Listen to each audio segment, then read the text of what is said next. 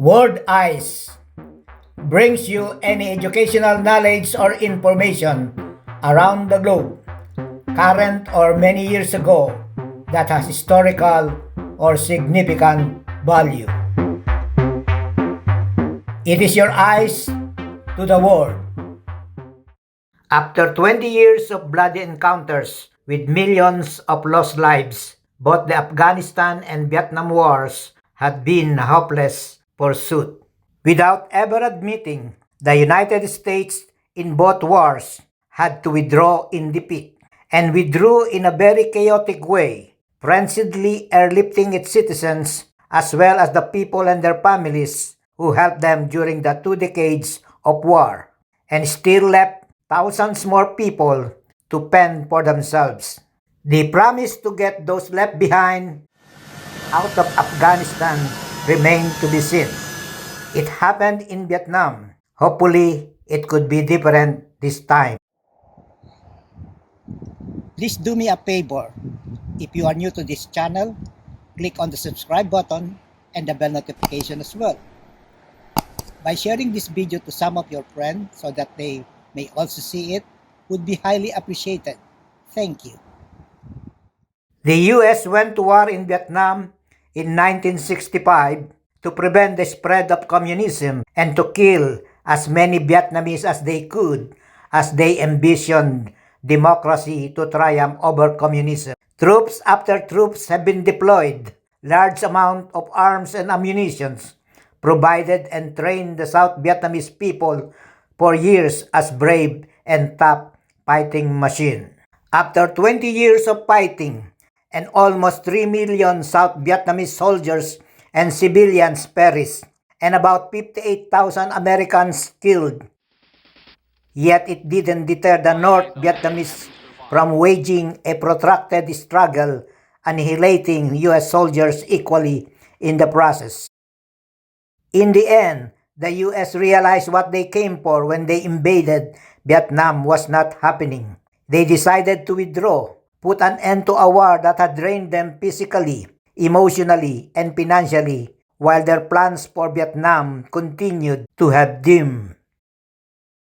During the last few days leading to the U.S. pullout, the Vietnamese stood their grounds for a while, but finally gave up when the ammunition ran out and morale dipped so low.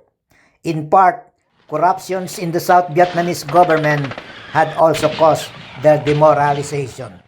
In April 30, 1975, roughly 1.5 years after the U.S. forged an agreement with the North Vietnamese to withdraw from Vietnam, they did it in a frantic and scary evacuation of its citizens and the South Vietnamese people and their families who helped them during the 20-year war, using 80 helicopters. Some of them were UE choppers, overloading them with as many passengers it could, bringing them on the deck of a U.S. Navy ship offshore.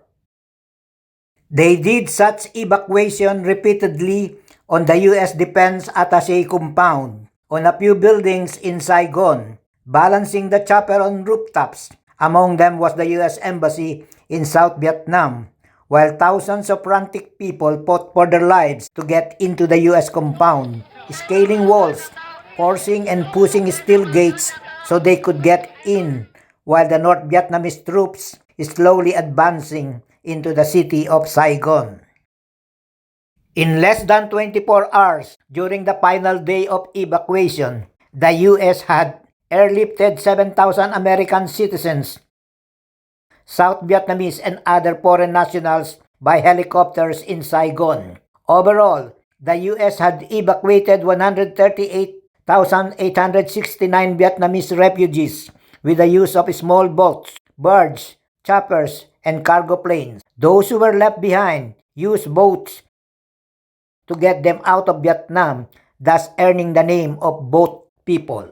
After 46 years, what happened in Vietnam had come to life again in Afghanistan, with a number of similarities, especially during the pullout of troops and evacuation of its citizens and the Afghans in Kabul. In 2001, the U.S. invaded Afghanistan to ferret out Osama bin Laden to avenge the thousands of Americans killed when Al-Qaeda hijacked 4 U.S. passenger planes that destroyed U.S. symbolic targets and inflicted harm to the American people. Even after they got Osama in Pakistan, the U.S. remained in Afghanistan that prevented the Taliban from gaining control of the country while at the same time helped establish a democratic institution there. They also tried ridding the country of its terrorist groups for fear of turning Afghanistan into a base for attacking the U.S. But those goals were Herculean in scope, and as the war stretched on, casualties rose on both sides as well as logistics expenses, until the U.S. realized that although it had gained tremendous headway in developing Afghanistan after 20 years of occupation, still in some situations, the conditions have deteriorated badly. The Taliban, instead of being neutralized or disseminated, has become even stronger than they were when the U.S. first came to Afghanistan. The endemic corruption in politics and business didn't stop. It became even worse. The U.S. decided it must end its occupation and leave. It was like Vietnam again, and the similarities to some extent seem to have haunted the U.S. government. In August 14, 2021, just a year and almost 6 months after Trump had purged a deal with the Taliban, the U.S. military embarked on a hurried and frantic evacuation of its citizens as well as thousands of Afghan civilians out of Kabul that turned out more chaotic and dangerous as they beat the August 31 deadline the current administration imposed on itself when it pushed back from the May 1 deadline set by the previous administration. Frightened Afghans scaled the airport walls, stampeded on the stairs of a plane, climbed on top of a plane, and worse, hung on to a flying military C-17 and fell to their death. The cargo plane was overloaded with 680 Afghans, the largest passengers ever flown. During the last few days, when the U.S. pulled out from Afghanistan, the well-trained and fully armed Afghans, but whose morale were so low for having been unpaid, unfed, and so unmotivated and corrupt, easily surrendered without even giving a fight of resistance. It was similar in some ways to what happened in Saigon 46 years ago, but much worse, as during the chaotic evacuation, an ISIS-K suicide bomber inflicted harm to the evacuees, killing 170 Afghan civilians, 13 U.S. service members, and wounding scores of others.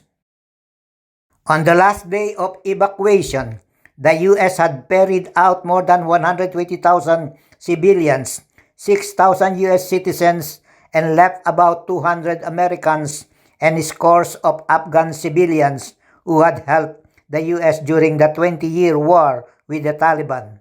The war with the Taliban brought about 6,000 plus Americans dead, wounded 320 American service members, killed about 66,000 Afghans military, and 47,245 civilians, 51,191 Taliban fighters, 444 aid workers, and about 72 journalists. 2 decades after the U.S. invaded Afghanistan to rid of its terrorists, the country is now controlled by the Taliban themselves, the very people the U.S. tried to get rid of, and a bunch of ISIS-K and Al-Qaeda terrorist groups waiting on the sidelines, more likely finding ways on how to use Afghanistan for their terrorist base. These terrorist groups, penchant for exploiting disorders, are more likely to create chaos, destabilize the current Taliban government, or use Afghanistan to attack their targets. And so with the Socialist Republic of Vietnam, with its communist people, the very people the U.S. tried to rid of, or at least tried to stop from spreading to the other half of the country are now the ones in control of Vietnam. This is to say that even at the point of a barrel of a gun, one can never expect people to change, much more embrace a system of government that is being rammed into their throats. The US can never win war for nations with weak government and beset with corruptions and infighting among them. Afghanistan and Vietnam exemplified both. People were helpless with their government, and the US either saw this or just closed their eyes to it. To quote Andrew West of his opinion ed in the Washington Post, victory can only come with a deep understanding of indigenous cultures, a thorough and long-term alliance, and the building of a stable government that gives its people security and hope, and commands loyalty. Without it, any war that the US take for any nations would be a hopeless pursuit, as what had happened in Vietnam and Afghanistan. It's deja vu.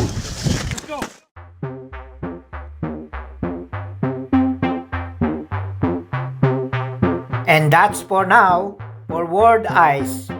Stay tuned on my next vlog. And don't forget to subscribe, please. Thank you.